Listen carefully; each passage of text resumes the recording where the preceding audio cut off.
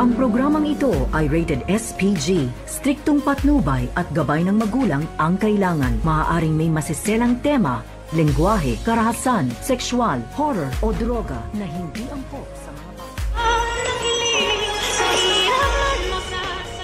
Hindi nga mapakali itong si RJ ngayon dahil sa nawawala nga itong si Lynette.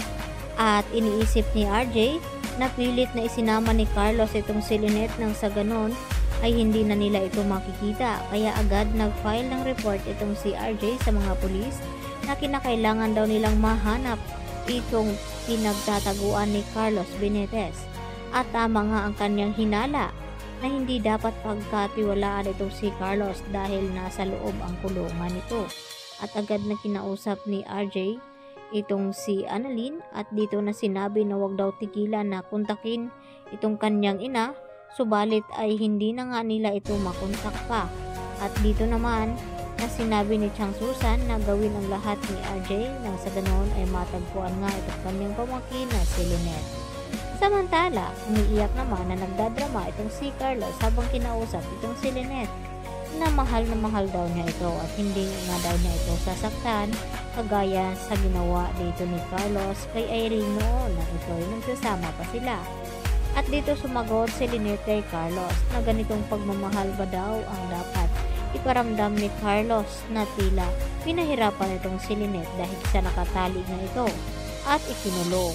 At dito naman nakaisip ng paraan itong si Lynette upang makawala siya sa pagkakatali at dapat ay sakyan niya itong mga sinasabi ni Carlos.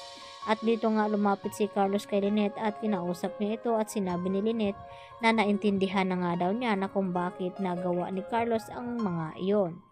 At dito naman na sinubukan ni Lynette na hampasin nga ng plato sa ulo itong si Carlos. Kaya umaray naman ito at nang makatakas sa pagkatali itong si Lynette ay agad niyang lumabas at tumakbo roon. At nakita niya sa ibaba na nakalapag itong cellphone ni Carlos. Kaya naman ginamit niya ito upang makatawag kay RJ at humingi ng saklolo upang puntahan itong si Lynette at iligtas dito kay Carlos dahil nanganganib nga ang kanyang sitwasyon ngayon. Kaya nag-aalala naman ang husto itong si RJ at dito ibinalita ni RJ na huwag daw mag-alala dahil nakareport na nga daw itong si Carlos at hahanapin nga raw nila kasama itong si Harry upang siyang magtuturo kung nasaan nga ba nagtatago itong si Carlos Benitez.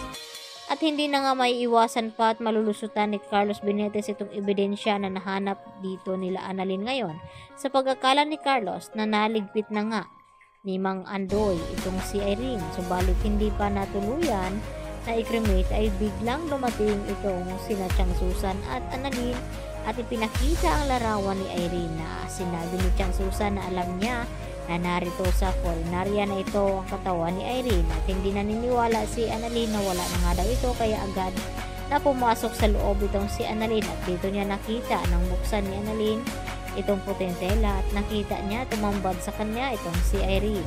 At kasunod nito ay sina Chang Susan at Diyosa at pati na rin itong mga nakabantay roon. At agad na tinawagan ni Annalyn itong kaibigan ni Irene na si Joyce at agad nagpunta roon at dapat parusahan at pagbayaran daw di umano ni Carlos ang ginawa dito sa kanyang kaibigan dahil alam nila na si Carlos nga ang may pakana at mastermind nito dahil noon na nagsasama itong si Carlos at Irene ay pangbubugbog ang nararanasan nito. Kaya sa mga nalaman dito ni Annalyn kay Joyce, tila nangangamba ngayon ang kanyang ina at kinakailangan daw ni Lynette ng tulong upang nasa ganun ay hindi siya mapapahamak dito kay Carlos.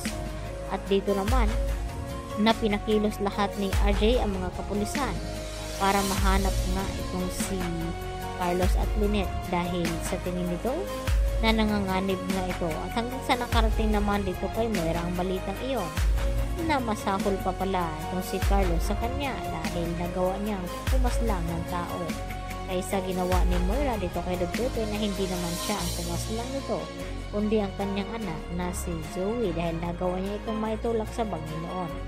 Kaya yan naman ang ating pagkatutukan at aabangan kung magkasama nga ba si Moira at Carlos na makulong sa isang silda.